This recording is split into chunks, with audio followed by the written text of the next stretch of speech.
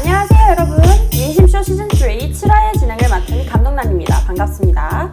민심쇼에 대해 간단히 소개를 해드리자면 각기 다른 정치 성향을 가진 청년 대표분들을 모시고 대한민국 사회 이슈와 정치에 대해 이야기를 나누며 유저 여러분들의 민심을 체크해보는 쌍방형 토론 컨텐츠입니다. 오늘도 역시 네 분의 패널을 모셨는데요. 정책벤처 인토피아의 정현호 대표님 자리해 주셨습니다. 네, 오랜만에 다시 인사드립니다. 정현호입니다. 다음은 강민진 청년정의당 대표님 오늘도 자리해 주셨습니다. 안녕하세요. 반갑습니다. 반갑습니다. 역시 지난 회차에 이어 박영훈 더불어민주당 전국대학생위원장님 자리해 주셨습니다. 네, 여러분 안녕하세요. 반갑습니다. 마지막으로 공정개혁포럼 이사이신 정국진 위원장님 자리해 주셨습니다. 네, 반갑습니다. 반갑습니다. 최근 저희들의 관심을 가장 크게 끌었던 많은 사회와 정치 이슈들 중에서 오늘은 이달 6일부터 신청에 들어간 코로나 상생 국민지원금을 둘러싼 논란과 윤석열 전 검찰총장의 고발 사주 의혹 및 홍준표 의원의 약진 등으로 출렁이고 있는 야권 대선 판도에 대해서 여러분들과 채팅을 통해 함께 소통하며 이야기 나눠볼 테니 끝까지 매너 채팅 및 많은 참여 부탁드리겠습니다. 첫 번째 토론 주제는 이제 88%에서 이제 90%로 오른 국민에게 1인당 25만 원씩 지급되는 국민지원금을 둘러싼 논란입니다. 국민지원금 지급 대상에서 제외된 분들의 항의가 빗발쳐서 지급이 시작된 이후 5일간의 이의 신청이 7만 건이 넘었다고 합니다. 온라인 커뮤니티에서는 이 국민지원금을 풍자한 이른바 재난지원금 신분 계급표가 등장했습니다. 별게 다 생겼네요. 지원금을 신라시대의 골품제에 빗대어 풍자한 것인데요. 이 계급표에 따르면 지원금을 받는 사람들은 노비와 평민으로 분류가 됩니다. 건강보험료 기준만 초과하여 미지급 대상인 사람들은 육두품, 금융소득과 건강보험료 기준을 넘으면 진골, 그리고 재산세 과세 표준과 금융소득, 그리고 건강보험료 기준을 모두 초과한 사람들은 상위 3%로 선골로 비유가 됩니다. 이를 본 국민들의 반응은 제각각인데요. 재난지원금을 받는 평민이어서 좋아해야 할지 슬퍼해야 할지 모르겠다거나 반대로 재산도 없는데 내가 왜 선골이냐라고 토로하는 의견들도 많습니다. 이제 재산 기준이 아닌 소득 기준, 즉 건강보험료 납부액으로 지급과 미지급 대상자를 가르다 보니 이에 따른 공정성, 형평성 논란이 제기되고 있습니다. 국민들의 반발이 심각해지자 정부 여당은 지난 10일 소득 하위 88%인 현재 기준을 90%선까지 확대하겠다고 밝혔는데요. 이 코로나 상생 국민지원금의 형평성 논란, 그리고 국민들의 이의제기에 따른 기준을 변경하는 여당의 대처에 대해 어떻게 보시는지요?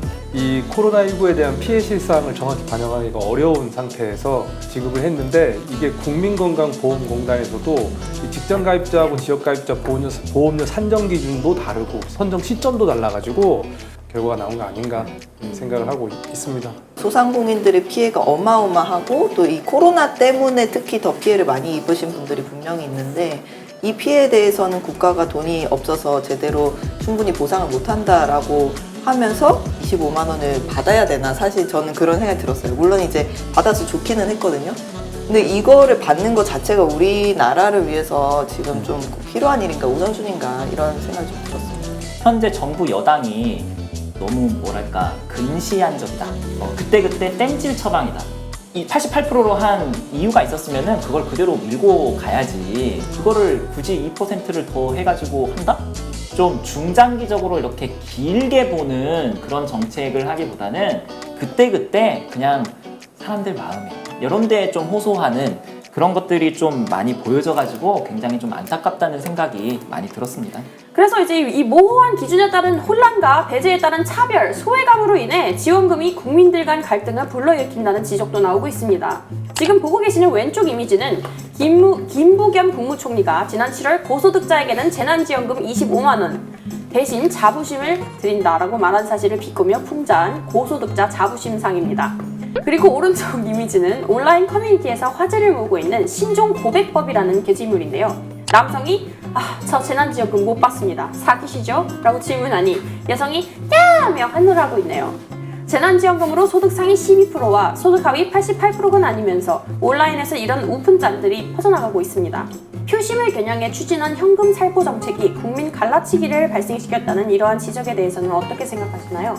이게 결국은 재정적인 문제와 정치적인 문제까지 합해져서 국민 지급에서 한 발 물러난 모습인데 저는 지금이라도 사실 12% 추가 지급하면은 1조 원이 살짝 넘는 금액이에요. 아직 우리나라 국가 부채가 다른 나라 선진국에 비해서 굉장히 건전하다고 평가받고 있는데 이런 1조 원 남짓의 돈을 더 투자해서 국민의 갈등을 좀 없애는 방법이 있다면 이것도 한번 해안일 수 있겠다. 왜냐면 재정을 투입하고도 비판받는 정책은 저는 처음 보거든요, 사실. 그래서 당초에 예상했던 것, 당초에 합의봤던 그대로 원안대로 실천을 해야 된다라고 생각을 합니다. 작년에 처음으로 그 재난지원금을 이제 한 4월인가 5월 그쵸? 그때쯤 뿌렸죠. 5차 정도까지 계속해서 뿌리는 동안에 여기에 대해서 어떠한 대비도 되어 있지 않았어요. 정부가 만약에 준비만 되어 있었다고 한다면 얼마든지 가능한 상황이었습니다. 그런데 그런 부분들이 전혀 되지 않고 88%냐 100%냐 이런 논쟁으로만 호송세월을 한 것이 굉장히 좀 안타깝게 생각을 하고요.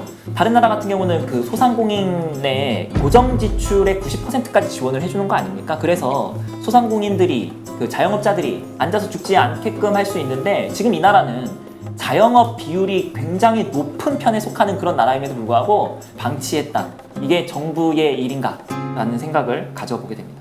다음 토픽으로 넘어가 볼까요? 요즘 가장 핫한 유행어를 꼽자면 아마도 우야홍이겠죠? 국민의힘 대권주자인 홍준표 의원이 매서운 상승세를 보이고 있는 반면 최근 고발 사주 의혹으로 또 한 번 논란의 중심에 서게 된 윤석열 전 총장의 대세론이 흔들리며 국민의힘 대선 판도가 요동을 치고 있습니다. 부동의 1위를 유지하던 윤석열 전 검찰총장이 대선 후보 적합도 조사에서 홍준표 의원에게 1위를 내어주게 되었습니다.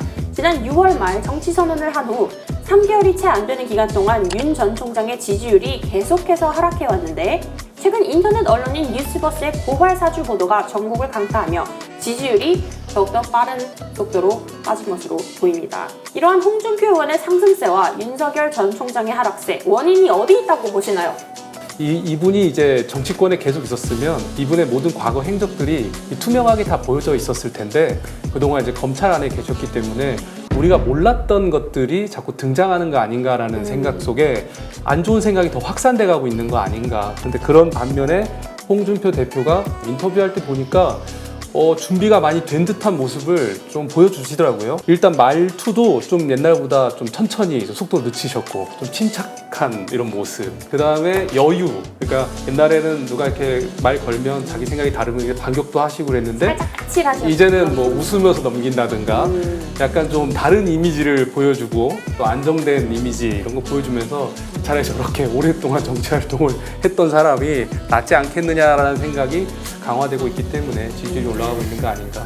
지금 윤석열 후보가 좀 지지율이 정체 내지는 좀 하락하는 이유는 윤이 대통령이 됐을 때 어떤 나라를 만들어갈 것인지에 대해서 아직 확신이 서지 않았기 때문에 그런 것도 있는 것 같습니다. 이재명이든 홍준표든 대충 어느 나라, 어떤 식의 나라를 만들어질 거다라는 그런 그림이 대충은 좀 국민들 사이에서도 보이거든요. 그러니까 이제 더 확실한 것에 좀 투표를 하시려고 하는 것 같은데 윤석열 후보 같은 경우도 차츰 계속해서 앞으로 공약 같은 거 말을 할 거고 어떤 나라를 만들어갈 것인지에 대한 어떤 비전 같은 것을 계속 보일 것이기 때문에 지지율은 점점 더 올라갈 수밖에 없겠다라는 그런 생각을 갖게 됩니다. 이제 6개월 남짓 남았는데 빨리 좀 결정하셨으면 좋겠는 바람입니다. 이제 고발 사주 의혹에 대해서도 좀 이야기를 나눠보고 싶은데요. 이 고발 사주 의혹의 제보자임을 밝힌 조성은 전 미래통합당 선거대책위원회 부위원장이 한 달 전 박지원 국정원장을 만난 사실이 알려지며 논란이 더해졌죠. 박지원 국정원장의 연루설이 나옴에 따라 국민의힘에서는 이를 박지원 게이트이자 정치 공작, 야당 탄압이라고 맞서고 있는데요.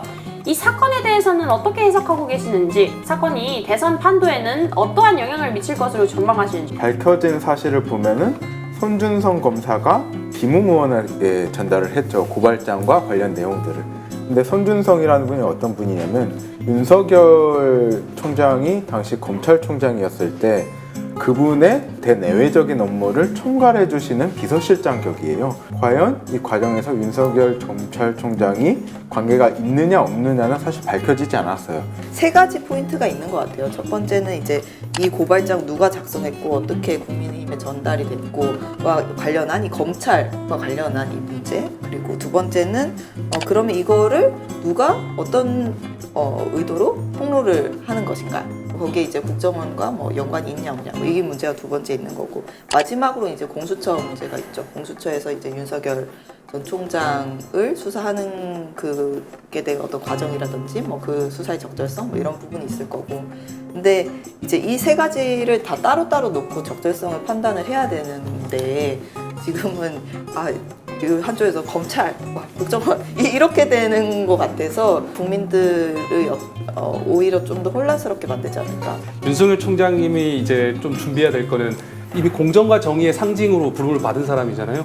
경제 비전과 사회 비전에 대한 준비가 얼마나 충분히 갖춰졌느냐 이게 윤석열 총장에는 지금 남은 과제인 것 같고 근데 홍준표 대표는 나름의 자기의 대안성이나 이런 것들은 준비가 된 사람이잖아요. 캐릭터 분명하고 누가 되느냐에 따라 게임의 관점이 완전 달라질 것 같아서 저는 뭐 누가 되든 그 차이가 없을 것 같다 이제는.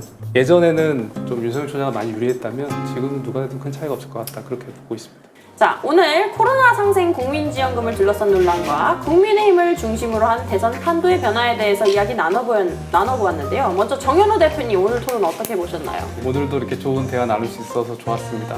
그리고 우리 정의당도 지금 경선 중이니까 많이 관심 가져주시면 감사하겠습니다. 홍준표 의원님, 뭐 윤석열 총장님 이렇게 계신데 홍준표 의원님은 비전 같은 거 많이 밝히신 것 같아요. 윤석열 후보도 좋은 토론 기대하고 있습니다.